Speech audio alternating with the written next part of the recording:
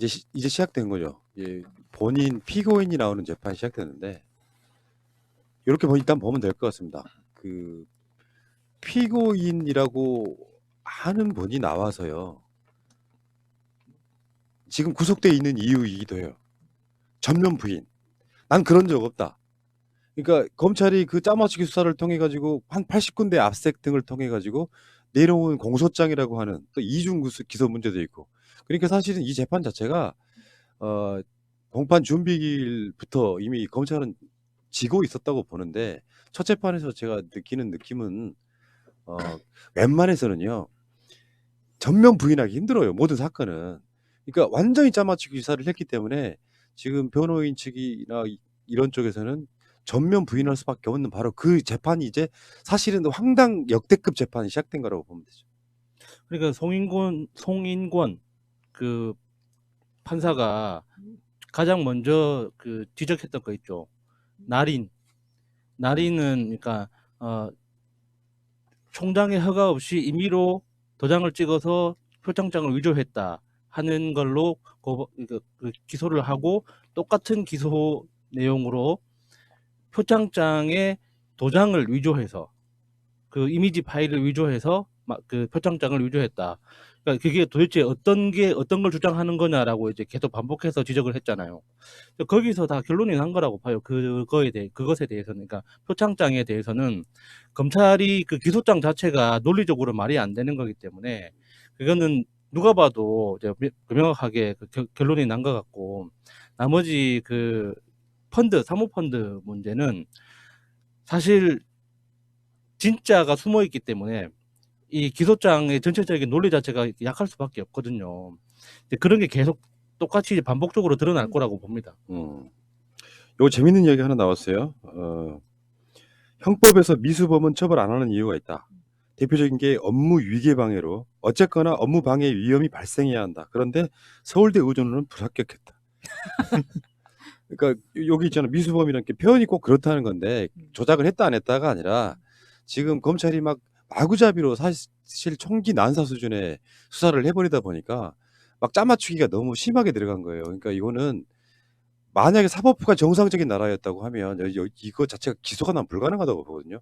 기소유예로 끝나야 되는 그 정도 상황이라고 일단 보는데 그 짜맞추기를 해서 그럴듯하게 막 죄목만 여러 가지 가지수로 늘려놓고 그런 수사를 하고 지금 이 재판이 시작됐는데 요게 가끔씩 그런 재판 있잖아요. 세계적으로 이목을 끄는 무슨 뭐 유명한 연예인의 무슨 사건에 대한 그런 사건처럼 지금 되고 있는 게 아닌가 싶어요. 그러니까 검찰은 막상 기소해놓고 술 한잔 먹고 다음날 생각해보니까 부끄러운 거야. 난 그럴 거라고 봅니다. 그런데요, 제가 이 표창장 얘기 나올 때마다 드는 생각인데 어디 가서 얘기한 건 없어요. 근데 처음 말씀드린 건데 표창장 날짜가 있죠. 2012년 9월 6일인가요? 7일인가? 9월 6일로 생각을 합시다. 그래서 이게 공소시효가 7년이어서 2019년 9월 7일인가 6일인가 그때 영장을 치잖아요. 그런데요, 그 기준으로 이제 검찰이 본 거잖아요. 그러면 보통 표창장을 받는 날 만드나요? 그 전에 만들죠. 전날 만들죠. 그 공소시효가 끝난 거죠, 사실은. 그렇죠. 그러니까 만약에 정경심 측 혹은 동양대 측에서 이 표창장 자체가 그 날짜가 있잖아요. 2012년 9월 6일인지 7일인지 가물가물한데 그 날짜가 아니라 그 전날짜에 만들었다라고만 얘기를 하면 공소시효가 끝나는 거예요. 이거는 사실 어처구니가 없는 거죠, 사실은. 그 논리 자체가 말이 안 되죠. 그렇죠. 그래서 그러니까 사실 그 위조가 필요하면 그 9월 7일에 만약에 표창장을 수여하는 날이다. 근데 그걸 9월 6일에 위조한다는 게 말이 됩니까? 진짜 위조가 필요했다면 한 달 전이든 보름 전이든 미리 위조를 하겠지. 그러니까 이거예요. 사문서 위조라고 하는 혐의를 적용하려면 그게 이제 사문서 위조인데, 사문서 위조를 하려면 그게 이제 공소시효가 7년이 걸리는 날이어서 그날 마지막 그 인사청문회 하는 날 마지막에 자기네가 영장을 친 거다 이렇게 얘기를 했는데 그게 아니라는 거죠. 만약에 그 날짜 기준으로 검찰이 인정한 거라면 그날 만들었겠냐는 거죠. 그러니까 이게 그래서 뭔가 치밀한 것 같으면서도 중간중간 허술하죠. 예, 어설픈 거예요. 어설프고 진짜 아닌 말로 정겸신 교수가 아니 그 표창장 자체가 그 전날 만든 겁니다라는 얘기를 혹은 그 전전날 만든 겁니다라고 하면 모든 게 끝나는 겁니다. 사실은. 그래서 저는 검찰이 뒤늦게 공소장을 새로 만든 거예요. 그렇죠. 이거를 뭐 날인이 아니라 표창장을 위조한 거다 이렇게 되는 겁니다. 그래서 저는 네. 이 문제도 아마 법정에서 다툴 수 있는 문제다 이렇게 생각이 들어요. 오늘 그래서 판사가 국어사전 꺼냈다 그러잖아요. 날인이 뜻이 뭔지를 정확하게 한번 해야 되겠다고. 근데 사실 이 사건의 전체 큰 얼기로 다시 돌아가 봐야 돼요. 이 사건의 진짜 시작은 사모펀드였어요. 그러니까 자잘하게 표창장 등 때문에 조국 장관이 되면 안 된다가 아니라 조국 민정수석이 자기 직위를 이용해서 사모펀드에서 어마어마한 뭔가 이익을 심하게 표현하면 뇌물이라고 그랬죠.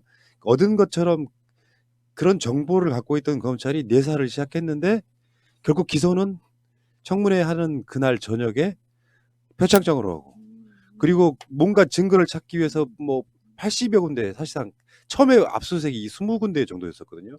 계속 넓혀 나가가지고 너 죄 있어. 그러니까 우리가 그걸 입증할게라고 하다 보니까 압색이 80군데로 늘어난 거예요. 근데 실제로 기소한 거 보면 공소장의 내용은 정말 보잘것없는. 그러니까 짜맞추기 해가지고 이럴 때 이런 거냐. 죄목이 뭐 막 숫자는 많아.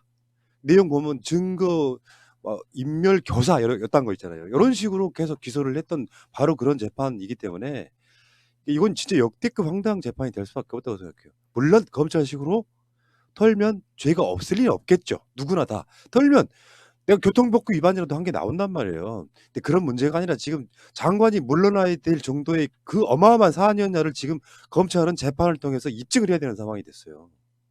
그러니까 이게 지금 검찰 자체는 그것도 이례적이죠. 그러니까 재판 준비 기일 요것도 한 5번 한 그 이유가 검찰이 기소가 엉성하기 때문이고 아까 제가 약간 말실수한 것 같은데 죄가 없는데 기소 유예가 아니라 재판 자체가 성립이 안 돼야 되는 게 맞다. 용어는 좀 약간 틀리다 이렇게 말씀드리고요. 아무튼 지금 그 재판이 시작돼서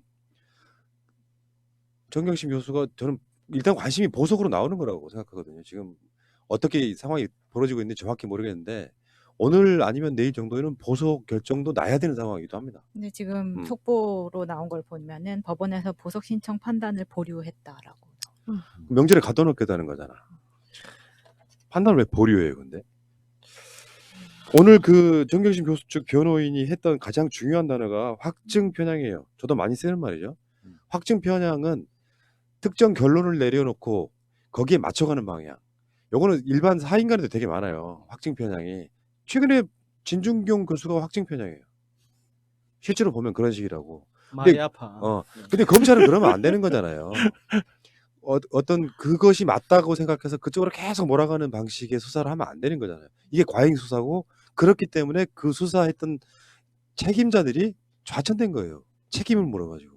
솔직히 말하면 조국 교수하고 문재인 대통령과의 어떤 그 관계들이나 이런 것들을 떠난다면은 검찰이 그딴 식으로 해서 검찰력을 낭비해가지고 수사를 해서 그 정도 기소를 했다 그러면 검찰총장 옷 벗어야 됩니다.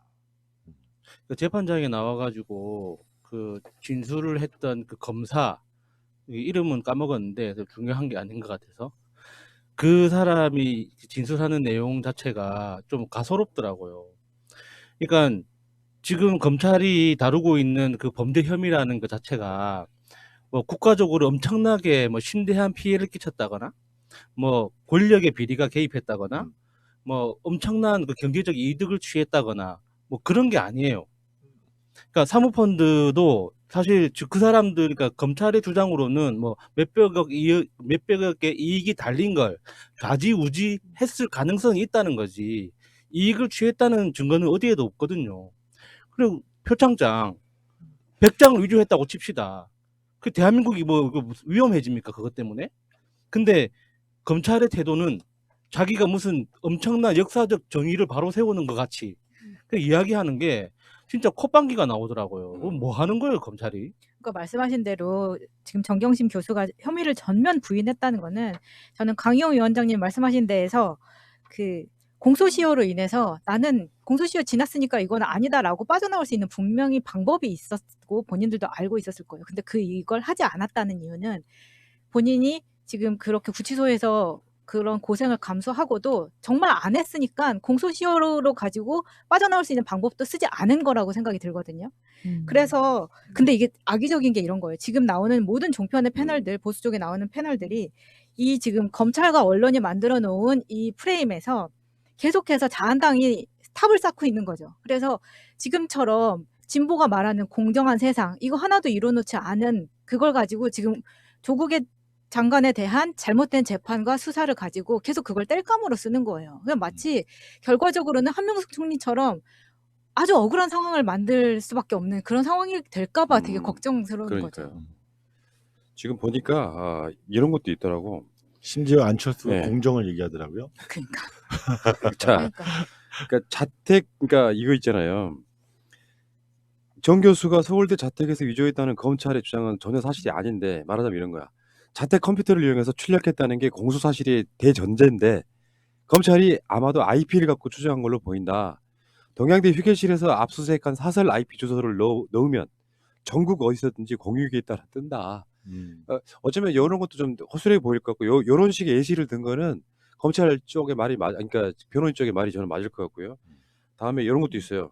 피고인과 조 전 장관 오촌 조카 조범동 씨 사이에 있었던 일은 2015년 11월에서 12월로 박근혜 전 대통령이 재임 중이던 시기이자 국정농단 사태 이전이다. 당시 주식 직접 투자 및 간접 투자가 활발한 시기였고 피고인이 여유자금 투자처를 찾던 중 조범동과 상담한 결과 5억 원을 맡기고 이자 10%를 받기로 했다. 남편과는 아무 상관없는 일이다. 그 이번에 문자 봤잖아요. 유유. 그 융자를 받아야 될 정도라고 하니까 조국 장관이 유유했잖아요. 그게 공모의 증거라고 하잖아요. 실제로 조국 장관은 돈이 없어요. 본인이 쓸 수 있는 돈이 없다고. 그러니까 가처분 돈이 없어. 그러니까 예를 들면 정경심 교수 갖고 있는 무슨 예금이나 뭐 부동산 이런 것이 다 합쳐서 한 50억 됐던 거지. 조국 장관 개인의 재산은 사실상 거의 없는 상태. 그 전문 용어로 개털이라고 하죠. 아니 이게 근데 언론에서 잘 쓰는 말이 있잖아요. 그 펀드에 관련해서는 조국 장관은 전혀 아무 상관이 없다. 전혀 관여한 바가 없다. 아예 모르는 일이다. 근데 이걸 문자에서 보는 것처럼 이거 봐 알고 있네라고 써먹을 수 있는 거는 사실 이야기는 할 수 있는 거잖아. 나 이거 이렇게 투자할래라고 말은 흘릴 수 있는데 할 수 있는데 알려줄 수 있는데 지금 문자로 주고받는 것처럼 정도의 이야기를 가지고 야 아무것도 모른다고 하더니 알고 있었네라고 하기에는 너무 확증편향이라는 거죠. 그야말로. 참. 자, 상황이 좀 그렇고요. 지금 계속해서 재판을 하겠죠. 하는데 이 재판 등을 통해 가지고 그러니까 이런 거죠. 뭐 이중 기소도 있고 과잉 기소도 있고 그런 건데 이 재판이라고 하는 것들이 결국에는 그 죄의 목을 많이 집어넣는 이유 중에 하나예요. 그중에 한두 개라도 유죄를 만들기 위한 거예요. 그러니까 딱 스모킹 건 하나 딱 잡아서 그걸로 유죄를 입증하는 방식이 아니라 어떻게든지 털면 강희용도 야수도 김주영도 마차도 나도 다 재판하면 유죄 나오게 돼 있습니다. 솔직히 말하면. 내가 모르고 지나가는 경우도 꽤 많고 그러니까 물론 이제 재판이나 수사하는 과정에서는 불법을 의도했냐 안 했냐도 중요해요. 사람을 죽이는 것도 과실이냐 아니냐가 중요해. 근데 그렇긴 한데 뭐 세상의 모든 사람들은 조국 장관식으로 털면 안 털릴 사람은 단 한 명도 없다고 저는 봐요. 한 명이 있겠다. 문재인 대통령. 그 대통령 현직이기 때문에. 말하자면 처마 길이가 조금 더 나왔다고 그게 박근혜랑 대선 때 그게 문제가 됐었던 것처럼 어쨌건 간에 불법은 나옵니다. 그 불법을 털어 가지고 지금 뭐 도주의 우려도 없고 증거인멸의 우려도 없는 사람을 80군데나 압수수색하고도 지금까지 감옥에 가둬놓는 이자들. 저는 굉장히 중요한 부분에서 진짜 성질나는 건 이런 거예요. 검사라고 하는 것이 무소불위의 권력이라고 하는 게 왜 그런 상황이 벌어지냐면 수사에 대한 책임을 지는 사람이 없어요. 잘못된 수사가 돼도 사실상 좌천성 인사는 할 수 있지만 거기에 또 처벌받지 않는다고. 이게 더 큰 문제라고 생각하면 진짜 큰 문제. 당하는 입장에서 진짜 열받는 거죠. 그래서 문 대통령이 이제 그 이야기를 들었나 봐요. 상갓집에서 일어난 일, 상갓집 개검들. 거기에 대해서는 지금 뭐 어제 말한 그 세종 청사에서의 공무회에서 또 그런 얘기가 나왔던 모양이더라고요. 정치적 중립성에 대한 이야기를 했더라고요. 그러니까 윤석열 총장이 아무리 과잉되게 수사를 해도 거기에 대해서 중립을 지키기 위해서 지켜준 측면도 있다는 거예요. 지금 검사들은 뭐 문 대통령이나 추미애 장관이 좀 뭐랄까 좀 야속할 수도 있겠지만 사실은 지켜주고 있다는, 잘 생각해보면 그런 거 아닙니까? 그 상갓집 추태는 누가 봐도 명백하게 짜고 치는 고스톱이고 그냥 그 기자들한테 흘려주기 위해서 일종의 쇼를 보여준 거잖아요. 만약에 내부적으로도 충분히 할 수 있는 이야기죠. 나는 당신 의견에 반대한다. 나는 다른 의견을 갖고 있다. 그래서 뭐 밑에 부하 직원이라도 상사에 대해서 당신 의견에 나는 동의하지 않는다 이야기할 수 있거든요. 그런데 그거 회사에서 하면 됩니다. 그런데 굳이 기자들이 다 있다는 거 아는 그 공개된 장소에서 그렇게 고의적으로 했다는 건 이미 기자들하고 미리 판을 깔고 그런 어떤 내부 갈등을 이렇게 좀 유출시키겠다는 그런 의도가 보이는 거죠. 그러니까 그 의도가 사실 정치적인 목적이 없다고 보기에는 그러니까 너무나 이상한 모습이기 때문에 자꾸 정치적 중립을 이야기할 수밖에 없는 거죠. 아니 이거 실제로 심재철 검사장이 그 자리에서 그런 이야기 했다고 하잖아요. 이거 만약에 보도로 나가면은 이거 다 입맞추어서 한 걸로 알겠다. 이런 식의 이야기를 했다고 하는 걸 보면은 이미 그 분위기상에서 이 사람은 느꼈다고 생각합니다. 네. 지금 그 추미애 장관하고 등은 지금 고소고발 또 들어갔어요. 고발 들어갔다고. 세상의 모든 걸 다 고발로 저기 해결하려는 뭐 이자들 문제도 있고요. 어쨌든 문 대통령 자체는 지금 뭐 문 대통령도 고발됐거든요. 지금 인사건으로.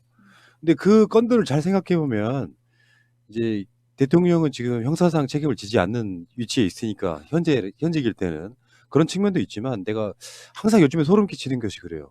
진짜 정권 뺏기면 노 대통령 상황이 진짜 지금은 이해가 됩니다. 그러니까 정권 연장은 필히 좀 꼭 해야 된다고 보고, 어쨌건 검찰 쪽에서는 야속할지 모르지만 문 대통령은 최대한의 인내심을 갖고 내가 여기서 직접 뭔가를 하게 되면 검찰의 중립성이 훼손되면서 아주 안 좋은 선례를 남길 수 있다고 보거든요. 그런 측면에서 그러니까 검찰들은 자신들의 기득권을 뺏기고 있다고 생각하지만 최대한 우리 대통령은 검찰들의 중립성을 지키기 위해서 최대한 인내하고 있다. 이렇게 바라보는 시각이 맞을 것 같죠.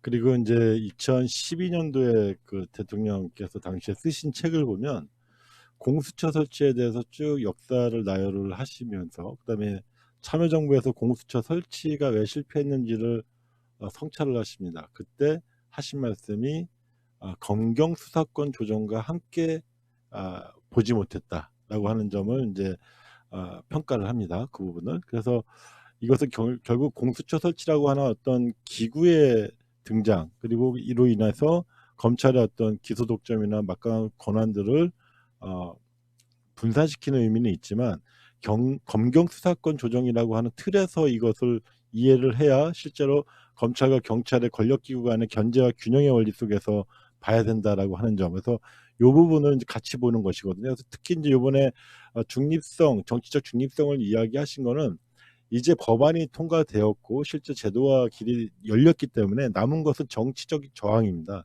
이 정치적 저항은 아까 말씀하셨던 일부 보수 언론과 보수 야당들이 이것을 무력화시키기 위해서, 즉 이 제도 자체가 지금 이제 이미 많은 가짜 뉴스와 지라시가 돌고 있잖아요. 그러니까 거기에서 보면은 이것은 결국 문재인 정부가 장기 집권을 하기 위한 독재의 수단이다. 검찰 그다음에 자기 자신들을 향한 검찰의 수사의 칼날을 피하기 위한 것이다. 이렇게 이제 몰고 가고 있는 거에 대해서 혹시라도 빌미를 줘서는 안 된다라고 하는 것을 법무부와 제 그 국무위원들에게 이제 다시 한번 이제 엄하게 얘기를 하신 거다 이렇게 보여지고요. 특히 이제 이 과정에서 검찰들의 이제 쇼잉이 이제 드러난 거잖아. 이 쇼잉은 과거에 우리 정권 초에 2017년 초반에 에서도 아마 상가집 추태가 한번 있었죠. 그때는 적폐 수사를 하던 검찰에 대해서 어느 상가집에서 이제 항의하고 누군가 죽었죠. 그러면서 그 과정에서도 그러니까 이것이 많이 써왔던 방식인 거예요. 검찰들은 상가집에서 누구의 상가집 가가지고 일정하게 자신들의 분위기를 보여주는 형태.